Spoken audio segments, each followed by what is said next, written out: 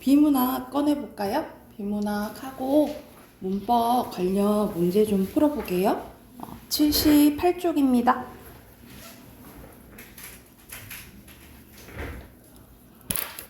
자, 78쪽 보면요. 여기서는 비판, 반응의 적절성 평가라고 나와 있네. 먼저 개념이에 보면요. 특정 대상에 대한 비판이나 반응의 적절성을 지문이나 보기에 지시된 정보를 기준으로 판단할 수 있는지 묻는 문제인데요. 그래서 비판이나 반응은 기본적으로 그 지문에 있는 내용을 이해했다는 전제하에 나오므로 비판이나 반응이 이루어지는 대상에 표시를 하고 비판이나 반응의 기준이 되는 대상에 네모 표시해서 관련 정보를 정리를 합니다. 그러니까 예를 들어서 본문을 이해를 하고 어떤 입장에서 예를 들어서 A 입장에서 B를 어떻게 비판할 수 있을까? 이런 걸 이제 묻는 문제가 나온다라고 보시면 되겠죠. 그래서 비판이나 반응의 기준이 되는 대상의 설명이 보기로 제시될 경우 보기에 제시된 관련 정보도 함께 정리해야 되는데, 그러니까 말 그대로 여기서는 꼼꼼 앞에서도 자세히 이제 파악하는 것이 나온 것처럼 여기서도 말 그대로 지문을 잘 파악해야지 어떤 입장에서 어떻게 비판을 할 수가 있겠죠, 그렇죠? 그래서 여기서는 이 범죄학에 대한 이제 예시가 나오거든요. 같이 한번 봐볼게. 자, 고전주의 범죄학은 법정 규정 없이 시행됐던 지배 세력의 불합리한 형벌 제도를 비판하며 18세기 중반에 등장을 했대요. 고전주의 범죄학에서는 범죄를 포함한 인간의 모든 행위는 자유의지에 입각한 합리적인 판단에 따라 이루어지므로 범죄에 비례의 형벌을 부과할 경우 개인의 합리적인 선택에 의해 범죄가 억제될 수 있다라고 본 거야. 그러니까 말 그대로 죄가 클수록 형벌이 세지면 사람들이 무서워서 안 하겠지 이렇게 봤다 이 말이에요. 이 고전주의 범죄학의 대표자인 베카리아는 형벌은 법으로 규정해야 되고 그 법은 누구나 이해할 수 있도록 문서로 만들어야 한다고 강조를 했습니다. 또한 형벌의 목적은 사회 구성원에 대한 범죄 행위의 예방이며 따라서 범죄를 저지를 경우 누구나 법에 의해 확실히 처벌받을 것이라는 두려움이 범죄를 억제할 것이라고 확신했다라는 거죠. 예를 들어서 살인을 저질렀다 그러면 사형 이런 식으로 해놓으면 안 저지르겠지 이렇게 이제 생각을 한 거죠. 이러한 고전주의 범죄학의 주장은 각 국가의 범죄 및 범죄자에 대한 입법과 정책에 많은 영향을 끼쳤대요. 시간이 지나서 19세기 중반 이후 사회 혼란으로 범죄율과 재범률이 증가하자 범죄의 원인을 과학적으로 증명하려고 한 실증주의 범죄학이 등장을 했습니다. 실증주의 범죄학은 고전주의 범죄학의 비과학성을 비판하며 여기서 내용이 나오죠. 비과학성을 비판했다라 했잖아. 그치? 범죄의 원인을 개인의 자유의지로는 통제할 수 없는 생물학적, 심리학적, 사회학적 요소에서 찾으려고 했습니다. 이 분야의 창시자인 롬브로소는 범죄 억제를 위해서는 범죄자들의 개별적 범죄 기질을 도출하고 그 기질에 따른 교정이나 교화 또는 치료를 해야 된다라고 본 거예요. 이를 위해 그는 범죄자만의 특성과 행위 원인을 연구하여 범죄자들의 유형을 구분하고 그 유형에 따라 형벌을 달리할 것을 주장합니다. 그는 출생부터 범죄자의 기질을 타고나 범죄를 저지를 수밖에 없는 범죄자의 경우 초범일지라도 무기한 구금을 해야 되지만 우발적으로 범죄를 저지른 범죄자의 수감에는 반대했고, 이러한 생각은 이후 집행유예 제도 우리 있잖아, 그치? 집행유예 이 이론의 기초가 됐대요. 비록 차별과 편견이 개입됐다는 비판을 받긴 했지만 이 롬브로스의 연구는 이후 범죄 생물학, 범죄 심리학, 범죄 사회학의 탄생과 발전에 큰 영향을 끼쳤다라는 거죠. 그래서 우리 재판받는 거 보면은 예를 들어 초범인 걸 감안해서 아니면 우발적인 거를 감안해서 이렇게 형량 줄여주고 이런 거 하잖아요. 그런 이제 내용으로 생각하시면 되겠죠. 그래서 이걸 정리한 게 79쪽에 있어요. 자, 1번과 1문단과 2문단의 중심 화제 쓰는 거네.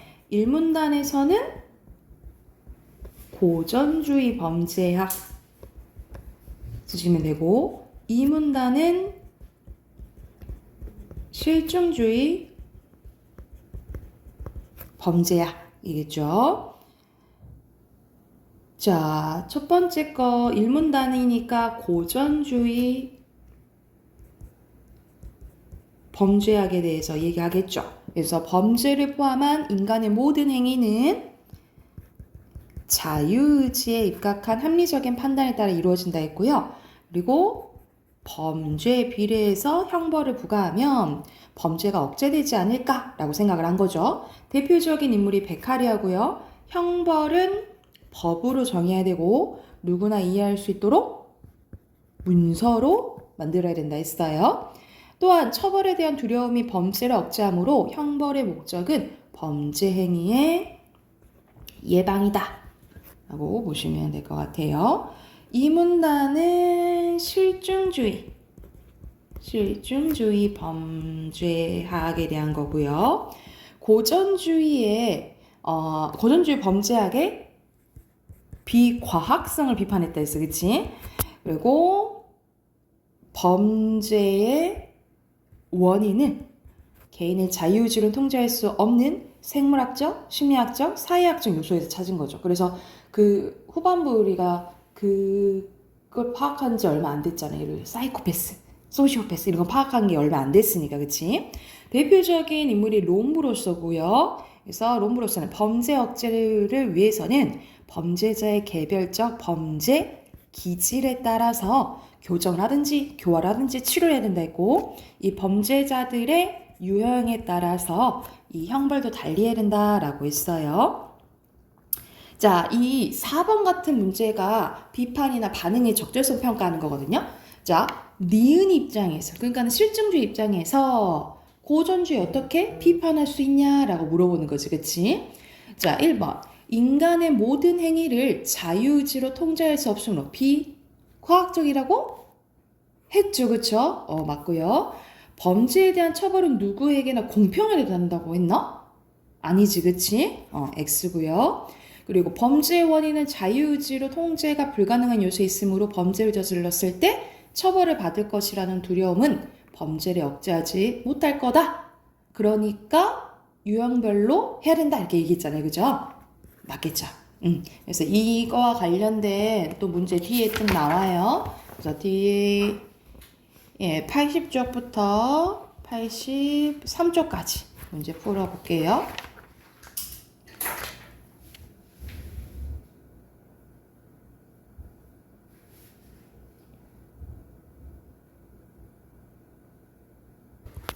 자, 답 확인해 봅시다. 80페이지.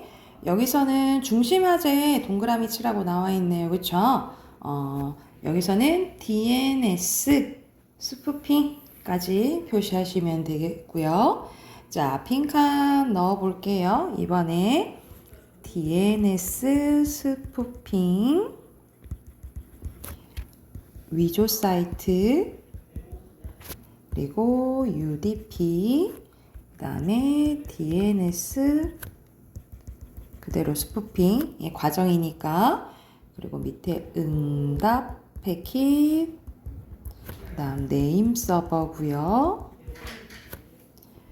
자, 밑에는 클라이언트는 응답의 진위를 판단하여 원하는 사이트를 찾아가냐 라고 했는데 클라이언트는 그 네임 서버에 그 지리 패킷을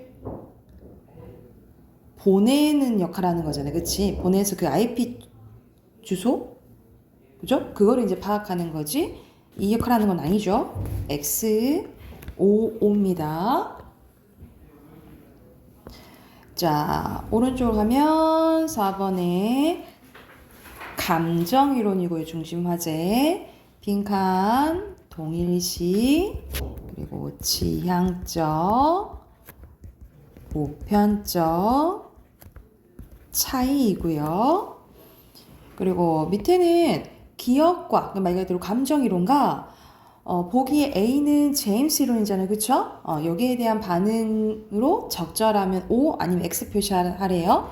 자, 순서대로 O, X고요. 기억 아니에요. 그 다음에 O입니다. 자, 뒤에는 앞에서 했던 그 고전 범죄학이랑 실증주의 범죄학이랑 그리고 마지막에는 환경범죄학에 대해서 나오잖아요. 그쵸? 환경범죄학에 대해서 나오고 그리고 섹테드에 대해서 좀 자세히 나오죠. 1번의 적절한 것은 여기서는 우리 앞에서 18세기 중반, 19세기 중반 시간의 흐름에 따라서 변하잖아요. 그치? 그러면 무슨 관점이라냐면 통시적 관점이라고 해요. 그래서 1번에 적절한 거 4번이고요. 그리고 2번의 기억은 고적, 니은은 실증이잖아. 그치?